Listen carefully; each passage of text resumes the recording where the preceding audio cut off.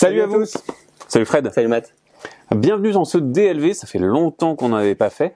Vous avez peut-être pas forcément suivi l'actu de la chaîne, mais en gros, à chaque automne, on a plein de jeux à faire en ludo-chrono. On est un petit peu débordé et du coup, on a moins le temps de faire des DLV. On en a fait quelques-uns à Vichy et puis on avait quelques-uns en réserve avec des jeux qui datent même de Cannes. Vous vous rendez compte qu'on a joué à Cannes et qui sortent que maintenant. Mais voilà, du coup, on se retrouve ici pour faire du DLV et donc vous parler des jeux qu'on a joués, qu'on a aimé ou moins aimé, pour en discuter ensemble. On a fait quelques parties. Yes. Et donc, on va vous parler de 3 jeux aujourd'hui. On va commencer par Valbara. Ensuite, on aura la Guilde des expéditions marchandes. Et ensuite, on aura les Tribus du Vent. Les Tribus du Vent, exactement. Des jeux un petit peu joueurs, amateurs, initiés. Et on va discuter un petit peu tout ça pour savoir si ça nous a plu. Exactement. Allez, on commence tout de suite par Valbara. Frédéric. Mathieu. Est-ce que tu peux m'expliquer Valbara, s'il te plaît? Oui, alors Valbara, c'est un jeu de collection dans lequel on incarne une tribu qui va partir explorer des nouvelles contrées. On va envoyer des membres de notre tribu qui vont interagir sur les autres joueurs, sur nous-mêmes ou sur les lieux qu'on essaie d'explorer. Et ces lieux qu'on va récupérer vont nous permettre de gagner des points de victoire en fonction du nombre qu'on en a, des catégories, tout ça, tout ça. Donc un jeu de collection, ma foi, assez classique, sur le papier en tout cas, avec une interaction qui est à prévoir grâce aux personnages qu'on va jouer. Oui, en effet, on va prendre que 9 décisions x 2 parce qu'on va jouer 9 tours et à chaque tour, vous choisissez votre personnage et ensuite vous choisirez un lieu, mais à un certain moment. Et les personnages, ils ont des pouvoirs. Ils sont numérotés de 1 à 12, donc le 1 allant plus vite que le 12 par exemple. Et les pouvoirs sont en ordre croissant également. Si vous êtes très rapide, vous n'aurez pas un pouvoir très fort, même vous aurez plutôt des inconvénients. Alors que si vous avez le 12, il y a un pouvoir très fort, mais par contre, en échange, vous agissez en dernier. Donc vous aurez moins le choix sur le terrain.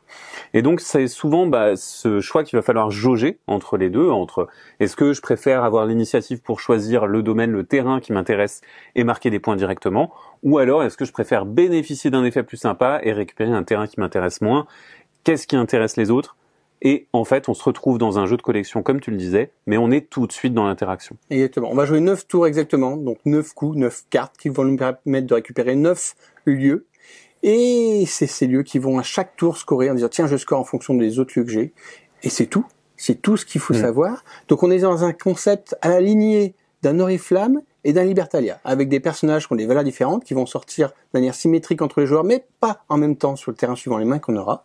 Et on va faire ces choix en fonction de ce que les autres auront déjà joué avant nous, pour essayer de récupérer les cartes qui nous intéressent. Parce que les cartes, à chaque fois, il y a une rivière de autant de cartes qu'il y a de joueurs, mais on voit toujours ce qui va se passer après. Et ça va être intéressant de se dire, ok, ce tour-là, je vais pouvoir préparer mon coup d'après, voire même jouer avec la rivière qui est après, grâce au pouvoir de certains joueurs. Et du coup, il va se passer une petite chose comme ça entre le terrain, nos collections et les collections des autres joueurs. Exactement. Et effectivement, moi, j'ai trouvé que il y avait cette interaction un peu chaude que j'ai tendance à rechercher parce que je me plains souvent que depuis 2 ans, on a beaucoup de jeux de construction de tableau, on est tout seul. Là, on n'est pas tout seul, on est vraiment en présence des autres joueurs. T'es obligé de regarder ce que font les autres.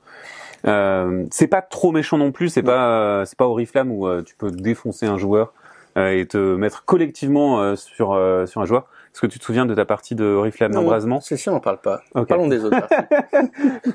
et donc, en fait, on a un certain contrôle sur la partie, mais en même temps, il y a une lecture du jeu qui se fait petit à petit. Au début, on se dit, on va juste récupérer le terrain qui nous intéresse. C'est ça l'objectif. Et c'est ça l'objectif. Et puis après, on se dit, ah ouais, mais attends, si je récupère trop le terrain qui m'intéresse, au bout d'un moment, j'ai plus les initiatives basses. Et si en fin de partie, j'ai envie de récupérer le terrain qui m'intéresse, ça marche plus. C'est ça. Et donc, en fait, on se rend compte qu'il y a une économie de ces initiatives.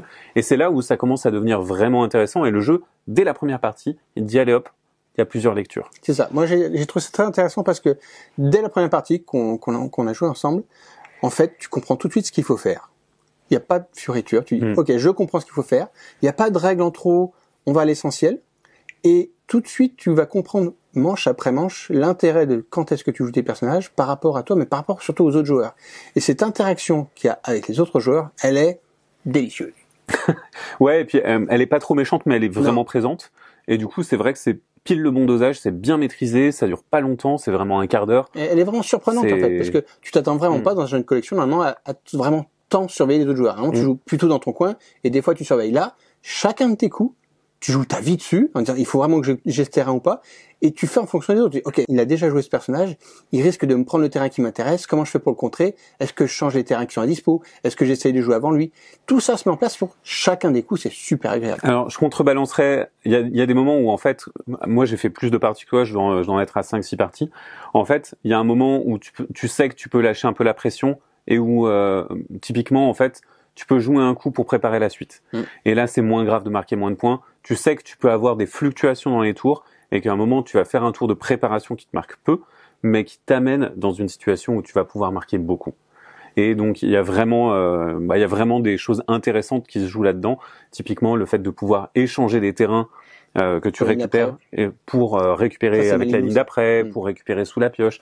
Et il y a des pouvoirs vraiment fins. Et quand tu lis les cartes, tu te dis « Ah ouais, attends, c'est tout pareil ». Et en fait, non, c'est pas tout pareil. Il y a vraiment un super design de ces personnages. Moi, j'ai beaucoup aimé la montée en tension dans la partie. Au début, tu es un peu gagne petit, tu fais de ça pour gagner 2, 3, 4 points. Et au fur et à mesure de la partie, vu les terrains qui s'accumulent chez toi et chez les autres joueurs, tu commences à faire des coups à 10, 12, 15 points. Et là, tu as le plaisir de dire, ok, rien qu'en jouant cette carte au bon moment, tu fais un coup qui te donne l'impression d'être énorme. Et du coup, tu as vraiment les émotions en dents de scie autour de la table qui sont vraiment super agréables. Ouais. Par contre, côté thème, bon... Moi, comme je te disais avant la vidéo, ça me dérange pas d'avoir un thème quel qu'il soit. Ça aurait pu être effectivement un énième jeu où on collecte du carrelage ou des choux-fleurs. Ok, tu vois, ça marchait pareil pour moi. Moi, en fait, je trouve que le thème fait un petit peu jeu de conquête, d'exploration quand on regarde la boîte, ce qui est pas du tout le cas. Bah, exploration. Ouais. Oui. Enfin, en vrai, non. Ça en reste vrai, vraiment de la collection. Même s'il y a la forte interaction entre les joueurs, c'est pas très agressif. Et du coup, j'ai peur que cette couverture rebute un petit peu, alors que c'est quelque chose qui est quand même très accessible et qui peut se jouer en famille. Vraiment. La lisibilité des cartes et des pouvoirs, elle est pas compliquée. On peut jouer en famille plus. Alors que cette boîte fait un peu peur. Et je me demande si on avait remplacé les personnages par des patates et des carottes, est-ce que ça serait finalement pas mieux passé? Alors, non, je pense pas parce que je trouve que les personnages, ils apportent une lisibilité. L'oracle, tu sais exactement ce qu'il va faire. La sage-femme, c'est logique qu'elle te permette de récupérer des cartes. Le fermier, c'est logique qu'il fasse fructifier les terrains plus. Donc, en fait, il y a une certaine logique dans les personnages qui te permet aussi de comprendre ce qu'ils font. Et si tu t'intéresses un petit peu à l'univers, ça te facilite certaines choses. Alors, c'est mon point de vue. Par contre, c'est vrai que les différents terrains, pourquoi est-ce que la forêt c'est des points flats et les plaines, ça fonctionne comme ça. Voilà, les plaines se multiplient. Thématiquement, voilà, ça colle pas complètement. C'est vrai que moi, la première partie, j'étais tellement absorbé par les pouvoirs des personnages que j'ai même pas lu leur nom. J'ai regardé leur numéro, leur pouvoir. Je m'en foutais de ce qu'ils faisaient, je voulais juste faire l'action. Et en reculant, je me suis dit, finalement, je sais que ça aurait pu être un autre thème, ça m'aurait pas tellement changé la donne, parce que j'étais vraiment dans la mécanique du jeu, qui, par contre, elle m'a complètement plu, quoi. Donc voilà. Très belle expérience, très accessible, clé en main, vraiment un jeu de collection avec une interaction qui est surprenante. Petite boîte, pas chère aussi. Ouais. Donc voilà, on recommande a priori, vous l'aurez compris. Belle découverte. On a beaucoup aimé. On va passer au deuxième jeu que tu vas nous expliquer aussi. Il s'agit de la Guilde des expéditions marchandes. Allez, c'est parti pour la Guilde des expéditions marchandes. Alors la guilde, c'est un jeu de flip and write, c'est-à-dire que on va jouer des cartes qui vont nous révéler des choses qu'on va faire tous ensemble simultanément. C'est-à-dire qu'on va pas writer du tout, c'est pas du tout un flip and write, c'est un flip and cube, parce que finalement ces choses qu'on va récupérer, ce sont des petits cubes qu'on va placer sur une carte. Et plutôt qu'écrire sur la carte, on va marquer les cubes. Et ces cubes, en fait, ils vont disparaître de manche en manche. On va jouer une manche, on va les placer, on va essayer d'obtenir des objectifs, des choses à récupérer, et on va les enlever. Presque tous, puis on va repartir sur notre manche, on va les remplacer, et on va se disséminer un petit peu comme ça, à travers une carte. Ce qui va nous permettre d'atteindre des points des objectifs passagers qui vont nous permettre de gagner des points. On va découvrir des trésors, on va découvrir des objets, on va les réunir des endroits pour les connecter. Bref, on va se déplacer sur cette carte pour l'explorer, en faisant un peu plus rapidement que les autres si on peut, mais en tout cas, on va essayer de faire au mieux. En fait, il y a une vraie course d'optimisation sur est-ce que je finis mes zones pour marquer des points, ou est-ce que je vais très loin, quitte à faire moins de points pour aller placer des points de sauvegarde et donc pouvoir recommencer de là les manches suivantes. Et donc il y a une vraie tension dans l'exploration, je trouve, parce que vraiment on est dans une expédition et on sait qu'elle va s'arrêter de façon sèche à la fin du paquet de cartes. Donc on est quand même assez incité à faire des choses en fait. On est en tension en permanence. Et ça c'est une des forces du jeu, je trouve, c'est de nous mettre dans une situation dans laquelle on n'a jamais le loisir de se reposer. Moi, j'ai trouvé ça un petit peu perturbant parce qu'au début, on te dit tu places tes cubes et après tu vas les enlever. Et c'est terriblement frustrant de te dire ok, j'ai fait ma première manche sur 4 ou 5 et tu vas enlever presque tout ce que tu fais. Tu fais je déconstruis tout ce que j'ai créé alors que j'avais fait un bel enchaînement, j'étais content quoi. Et finalement, tu fais tes petits stops pour pouvoir plus tard repartir de là pour aller plus loin. Et là, tu te rends compte à quel point, ah oui, ok, donc je suis allé très loin à ce coup-là, je vais pouvoir repartir de là, c'est intéressant, je vais gagner du temps pour plus tard. Mais il y a un petit côté perturbant de disparition de ce qu'on a fait. Alors oui, mais t'as envie de faire des chemins différents, t'as envie de visiter des endroits différents. C'est ça aussi qui me porte un peu et qui me fait penser à cette dynamique d'exploration, c'est que en fait tu vas aller à des endroits différents à chaque fois et tu vas bénéficier quand même d'un certain flow et tu vas vraiment visiter plein d'endroits de la carte. Tu peux pas tout visiter, tu peux visiter beaucoup, ou alors tu peux vraiment te spécialiser sur un côté de la carte. Moi je sais que dans la partie que j'ai faite, je me suis pas du tout intéressé au sud-est de la carte, vraiment j'y suis jamais allé. J'ai fait les 3 autres coins très bien, mais par contre le sud-est, Je pas allé. Connais pas. Et par contre, il faut qu'on parle de cette montée en puissance qu'on a dans le jeu, parce qu'on va jouer avec des cartes, et au début, les cartes de base qu'il y a dans le paquet, elles sont toutes nulles. On avance de 1, 2, 3 cases pour explorer, c'est vraiment très faible. Et à un moment, on te dit, tiens, on va rajouter dans le paquet une des cartes spéciales. Et tu regardes les cartes spéciales, tu en as une parmi deux, tu vas te les choisir. Là, tu fais, waouh, elles sont complètement pétées. Et tu te dis, mais je vais tous les exploser avec des cartes comme ça. Et tout le monde a une carte complètement pétée, en fait. Et ça te fait monter en puissance où tu vas jouer l'équivalent de 2 ou 3 cartes d'un coup, quoi, pour exploser la zone sur laquelle tu es en train d'explorer. Et ça, c'est satisfaisant. Et après, en fait, en plus, on sait à peu près la composition du paquet de base. Et ce qui est intéressant, c'est que tu sais qu'à un moment, ta carte spéciale, elle va arriver. Du coup, tu prépares tes coups en pensant ta carte spéciale et c'est d'autant plus satisfaisant que tu as préparé ton coup. Parce que vraiment, c'est un peu... tu t'installes et tu prépares vraiment le coup de maître et à chaque fois, tout le monde se dit « Ah, génial, ça arrive à ce moment-là » et tu regardes ce que font les gens et tu capotes. Vraiment, c'est incroyable. Là où parfois, tu prépares tout et ça sort à l'envers. Et ça sort à l'envers. Ça peut sortir, mais c'est rigolo. Voilà, tu veux tout préparer. Ok, j'ai besoin d'un petit chemin d'eau pour aller dans l'autre île et après, tout s'enchaîne. Et le chemin d'eau, il sort pas. Et du coup, tu dis, mais qu'est-ce que j'en fais? Mes autres cartes, à chaque fois, tu combles, on dit, mais mince, l'autre, il est sorti à l'envers. Ouais. C'est pas de chance. Ça arrive. Mais en fait, il faut que tu te retournes pour essayer de faire une autre manière que ce qui était prévu. Ouais, après, c'est un jeu dans lequel, la possibilité tactique et l'adaptation sont importantes, en fait. T'es vraiment, c'est pas comme si tu manquais de choix dans le jeu, en fait. Tu peux faire plein de choses différentes. Et t'as la possibilité de te retourner. C'est peut-être moins valable et c'est peut-être pas ton plan sur la comète, mais n'empêche que ça marche et ça peut faire des points aussi. Ça fait râler, mais ça fait partie du jeu. Ça fait râler, ça fait partie du jeu. Et en même temps, tout le monde est logé à la même enseigne. C'est ça, à un moment, généralement, tout le monde râle et tout le monde se dit ah là là, ça sort toujours pas, ça sort trop tôt.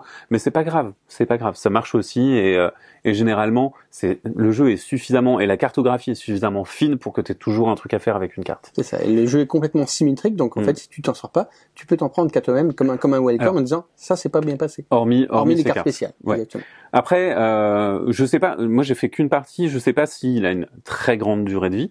C'est une vraie question. Il y a plusieurs cartes qui sont offertes. Proposées, ouais. Et c'est vrai que comme tu fais beaucoup de choses, alors après, tu vas changer tes cartes perso et tu vas pouvoir les cartes spéciales, tu vas pouvoir avoir des cartes différentes suivant comment elles se combattent. Il y a quand même pas mal de choses et ça peut donner beaucoup de variabilité suivant les combinaisons que tu as. Donc, j'imagine qu'on peut faire plusieurs parties sans trop se lasser sur la même carte, mais après une fois que tu as fait 2-3 fois chaque carte, voilà, c'est pas un jeu que je vais faire 5 6 10 parties si tu as fait 2-3 fois chaque carte, imagine tu as fait 3 fois chaque carte, tu as fait 12 parties. Ouais, c'est donc pas mal. L'un dans l'autre, je pense que c'est pas mal. Par contre, moi, il faut que je vous parle d'un vrai gros défaut du jeu qui m'a vraiment embêté. Ce sont ces jetons qui sont les points de victoire, qui sont face unique, c'est-à-dire recto, ils sont pas verso. Et quand tu prends ton jeton, tu les accumules à chaque tour, tu prends des points de victoire, et tu les accumules et t'en as pas assez, donc tu fais de la dinette, tu leur rends et tu en prends un autre. Sauf que vu que t'as ton tas de jetons, ils sont tous moitié visibles, moitié pas cachés, tu passes l'intégralité de ta partie à râler en disant, attends, je te rends 5 jetons 1, où est-ce qu'ils sont les jetons 5 pour mettre l'échange? Attends, il me faut un cette fois, où est-ce qu'ils sont? C'était horrible. Alors, moi, j'ai joué avec des petits bols. Ok. Donc, vous avez trié avant. On avait trié avant. Nous, on n'a pas trié avant, on a fait un gros tas de jetons. L'éditeur avait trié avant. Et ça, pour moi, c'est un vrai problème parce que, en fait, de l'interaction dans ce jeu, il y en a pas. Il y en a très peu. Il y a une pseudo-course aux objectifs, mais c'est mineur. Vraiment mineur. On la sent pas vraiment. Donc, le savoir où t'en es en point de victoire par rapport aux autres, on s'en fout. Alors, on s'en fout. Oui, en fait, la plupart du temps, quand les jeux font ça, c'est pour que les joueurs évitent de compter qui gagne. Tout le temps. Même à peu près tout le temps. Et parce que ça oblige les joueurs à compter combien de points de victoire les joueurs ont gagné au total. Chacun de tes coups, combien il vaut et tout, quoi.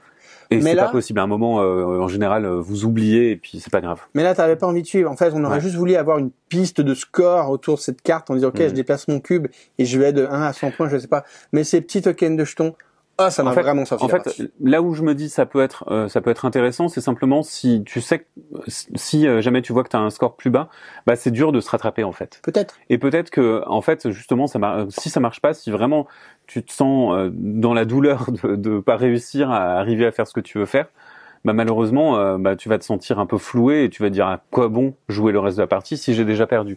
Et peut-être que c'est ça, hein. Peut-être. Mais alors, ça, clairement, moi, c'est quelque chose qui m'a vraiment dérangé dans cette partie. Cette dinette de jetons que tu fais. Parce qu'on n'avait pas trié. Alors oui, peut-être que la prochaine fois, on triera et je galérerai moins à cet aspect. Mais il y a sur pas la partie beaucoup de découverte, en plus, il y a pas beaucoup de monnaie. t'as 4 unités. Et c'était vraiment perturbant de dire, ok, où est-ce qu'on en est, avec les jetons face visible et tout. C'était pas satisfaisant par rapport à ce que c'est censé apporter. Alors qu'une piste de score, c'était réglé, on n'en parlait plus, quoi. Donc voilà. Au final, une expérience un petit peu mitigée à cause de ce petit point de rien du tout, parce que l'expérience du jeu, elle était quand même super satisfaisante. C'est assez satisfaisant, c'est très solitaire, mais pour le coup, ça marchait plutôt bien. C'est ça. À l'inverse de Valbara, qui est quand même avec une interaction pas forte, mais vraiment tout le temps. Ici, l'interaction, elle est pas là. Par contre, le plaisir de satisfaction, d'exploration qu'on a, surtout avec ces cartes à effet vraiment combo, sont vraiment assez plaisants. Écoute, on a dit ce qu'on avait à dire. Passons au troisième jeu. Faites-vous votre avis. N'hésitez pas en commentaire à nous dire ce que vous en pensez si vous y avez joué, ou bien si ça vous donne envie de le découvrir, si vous êtes plutôt un joueur qui joue dans son coin ou qui aime bien l'interaction. Mais en tout cas, nous, on va passer au troisième jeu. Ouais. Les Tribus du Vent. C'est parti. Partons maintenant dans un monde post-apocalyptique avec le nouveau jeu de la boîte de jeu. Peux-tu nous pitcher ça? Oui, alors dans les Tribus du Vent, on incarne chacun une tribu et on va tout simplement dépolluer notre environnement parce que l'apocalypse est arrivé, mais les centrales nucléaires et les éoliennes sont toujours là, les anciens stades de foot aussi. Donc, écoutez, on est plus en harmonie avec la nature qu'avant et on vit dans les arbres. Donc, on va essayer tout simplement de dépolluer un terrain pour en faire notre terre d'accueil. Et on va essayer tout simplement de reconstruire des forêts, de reforester et de construire des villages arboricoles. Tout ceci pour gagner des points de victoire. Alors, les points de victoire, ils sont intéressants et ça va nous faire gagner, mais on va les gagner principalement en faisant du village, mais pas que. On va avoir beaucoup de choses à faire dans les Tribus du Vent, notamment, retirer la pollution, récupérer de l'eau. L'eau vous servira de monnaie pour construire des forêts sur des endroits qui ont été dépollués. Et ensuite, il vous faudra déplacer des voltigeurs, qui sont des pions qui vont arriver et qui vont coloniser une forêt. Pour faire des villages. Okay. Et vous avez la possibilité de construire des temples pour des bonus immédiats. Ça fait beaucoup de choses, et tout ça, on va le faire grâce à des cartes. Ces cartes, elles sont sur des présentoirs, et vous voyez le dos des cartes de chaque joueur, qui vont correspondre à des éléments. Et les cartes, dans votre main, à vous, elles vont vous dire, si vous avez plus de tel élément que votre voisin, il se passe ça. Si vous avez moins de ce type d'éléments que vos voisins, il se passe ça. Si vous avez un élément de chaque dans votre présentoir, il se passe ça. Et donc, on va essayer de construire son jeu avec ses coups, tout simplement pour essayer d'arriver à la victoire. Exactement, un jeu de gestion finalement, gestion de ressources, somme toute assez classique sur le papier où j'accumule des ressources, je les dépense pour faire autre chose. Mais cette gestion des cartes que l'on n'a pas en main, mais vraiment devant nous avec ce petit présentoir, elle est très fine parce qu'elle te promet une interaction avec les autres joueurs qui est assez intéressante. En disant, tu veux toujours faire en fonction de ce que tu as, mais aussi ce que ont tes deux voisins de gauche et de droite. Et ça, c'est super malin. Sur le papier, ça donne bien envie. Et en vrai, finalement, cette interaction, elle est quand même assez légère. Donc finalement, cette mécanique de je fais en fonction des autres, elle n'est pas complètement exploitée. J'allais dire, c'est mon premier grief avec le jeu. Tout simplement, on joue pour soi et on joue pas avec les autres. C'est-à-dire qu'on joue le meilleur coup qu'on ait à faire. Et souvent, les coups, ils sont pas hyper intéressants non plus. Généralement, dans un jeu de gestion, un jeu de pose d'ouvrier, le moment où on accumule des ressources, c'est jamais le moment le plus fun. Et là, j'ai l'impression qu'on passe beaucoup de temps, la quasi-totalité de la partie à accumuler des ressources. Parce que finalement, lorsque vous récupérez de l'eau, vous récupérez des ressources. Lorsque vous dépolluez, c'est un peu pareil. Et lorsque vous déplacez des voltigeurs, c'est un peu pareil. Il y a vraiment qu'au moment où on fait une forêt, où on fait un village, où on construit véritablement quelque chose. Et c'est finalement des actions assez rares par rapport à ce qu'on fait de tour en tour. Dommage parce que finalement, ce thème, il marche plutôt bien. L'illustration, c'est du Vincent Dutray qui illustre. Oui, c'est vraiment sublime. On n'en profite pas assez parce que finalement, ces cartes qui sont magnifiquement illustrées, on regarde pas tellement l'illustration. On regarde beaucoup sa couleur et l'effet qu'il fait. Et l'illustration, elle passe un petit peu au travers, malheureusement, même si on voit que l'ensemble est quand même super beau, super ergonomique, il n'y a pas tellement de questions qui se posent quand on joue, et ça c'est quand même super clair au niveau fluidité. Alors moi j'ai eu le temps parce que j'ai joué à 5 et j'ai joué avec des joueurs lents. Donc t'as eu le temps de profiter de cette ergonomie pour bien la voir. Et j'ai eu le temps de profiter des illustrations aussi, mais au bout d'un moment j'en avais marre de regarder mes cartes. Ouais, d'accord. En fait c'est vrai que c'est un jeu dans lequel il faut considérer ses possibilités et du coup ça peut prendre du temps. Ouais, et tout peut se déclencher par rapport à ce que fait le joueur juste avant nous, vu qu'on est dépendant de ce qu'ils vont faire. C'est très très opportuniste. Donc du coup, on peut pas tellement planifier son tour avant d'y jouer. On peut essayer de prévoir une ou deux possibilités dépendant, mais on doit quand même attendre son tour pour choisir. Surtout que certaines cartes sont pas binaires, c'est pas elle marche ou elle marche pas, c'est une jauge. Mieux ou pas. Elle marche mieux, elle marche pas très bien ou elle marche bien. Mais on est d'accord, on veut toujours les utiliser au maximum de leur potentiel. Donc on attend le beau moment pour les déclencher. Oui, mais du coup, quand t'as une carte qui marche pas très bien, tu vois, c'est est-ce que je le fais, est-ce que je fais autre chose, qu'est-ce qui est le plus rentable, quel est le meilleur coup. Et en plus, il y a beaucoup de couches qui viennent se rajouter, notamment, on a chacun un personnage, un guide de tribu, et ce guide de tribu, il a des pouvoirs qu'il va pouvoir déclencher de deux façons, soit en ayant un certain comportement, par exemple récupérer des bonus immédiats, ou alors en recouvrant certains types de tuiles.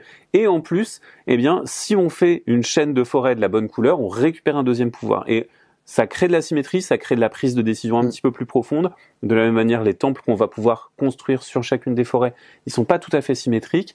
Et il faut savoir quand on le fait, et ça peut avoir son importance.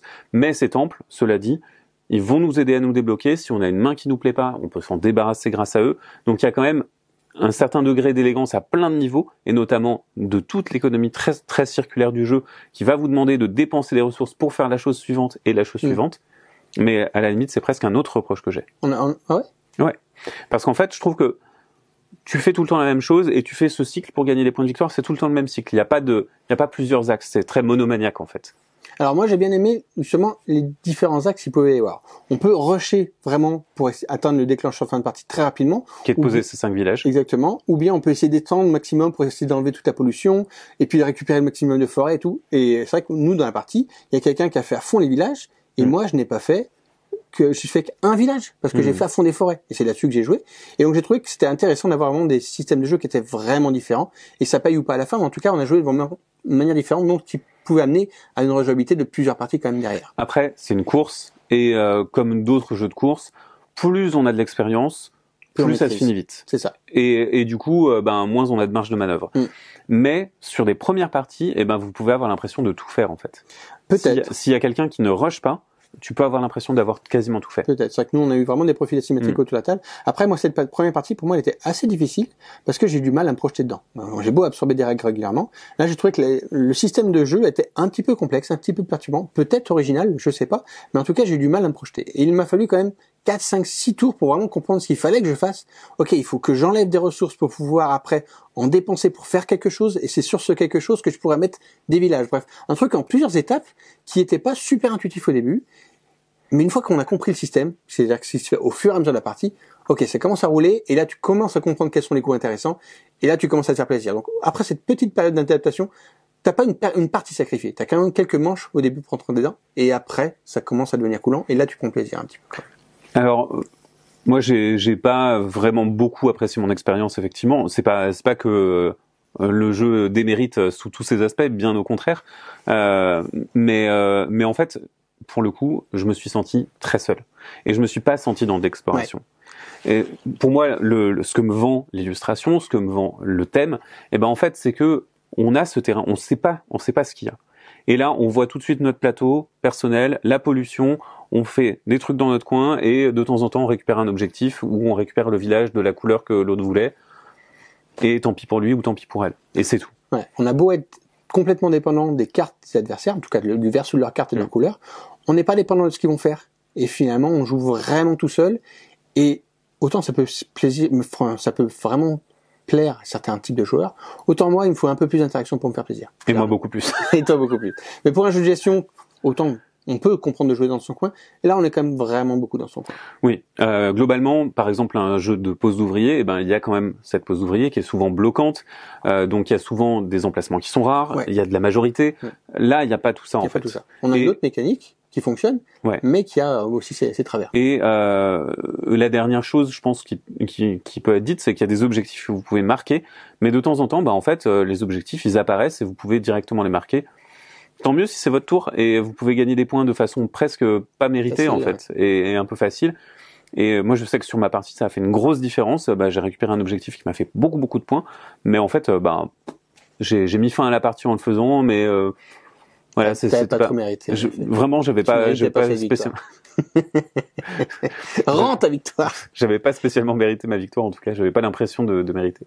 Voilà. Donc finalement une belle proposition avec un mécanisme qu'on n'avait jamais vu ici, une carte. C'est très original, oui. Qui est original et finalement qu'on n'a pas complètement pu exploiter ou savourer, parce que ces petits travers de je joue dans mon coin et quelques effets un peu complexes font qu'on n'est pas complètement rentré dans le jeu. Pas de là à dire que c'était pas satisfaisant, pas du tout quand même, parce que le jeu comme tourne bien, il mérite qu'on y retourne pour se faire un avis complémentaire.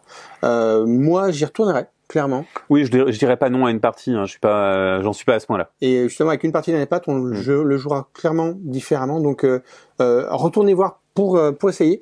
Mais en tout cas, un peu encore mitigé sur cette partie. Merci Fred pour ton avis. Merci Matt aussi. On se dit à bientôt pour d'autres DLV, d'autres ludochronos, d'autres articles sur le site ludovox.fr. N'hésitez pas à nous tiper si vous voulez nous soutenir sur Utip, de mettre le petit pouce si jamais vous avez apprécié la vidéo ou de commenter, ça nous fait également très plaisir. Maintenant, à la prochaine. Ciao.